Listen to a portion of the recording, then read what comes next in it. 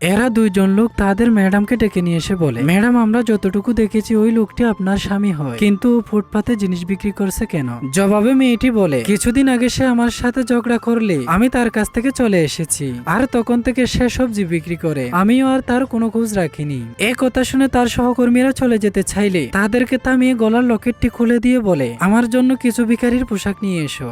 এরপর তারা চলে গেলে মেয়েটি তার পকেট থেকে ফোন বের করে তার স্বামীকে একটি ফোন দেয়। এদিকে তার স্বামী অবাক হয়ে ফোন রিসিভ করলে মেয়েটি বলে, তুমি কি এখনো বাজারে সবজি বিক্রি করো? এতে তার স্বামী বলে, তুমি আমাকে কেন ফোন দিয়েছো? আর আমি যাই বিক্রি করি তাতে তোমার কি? আর সবজি বিক্রি করা কি দোষের কিছু? এই বলে সে ফোনটি কেটে দেয়। কিছুক্ষণ পর তার সহকারী নোংরা পোশাক নিয়ে আসলে মেয়েটি পোশাকটি পরে বাজারে ভিক্ষা করতে থাকে, যেটি দেখে মেয়েটির স্বামী তাকে এক পাশে নিয়ে আসে। এরপর তারা স্বামী স্ত্রীর মধ্যে কি ঘটে সেটি দেখার আগে তুমি যদি মাকে সত্যিকারে ভালোবেসে থাকো ভিডিওতে লাইক দিয়ে চ্যানেলটি সাবস্ক্রাইব করো। মেয়েটি বলে, তুমি যদি বাজারে সব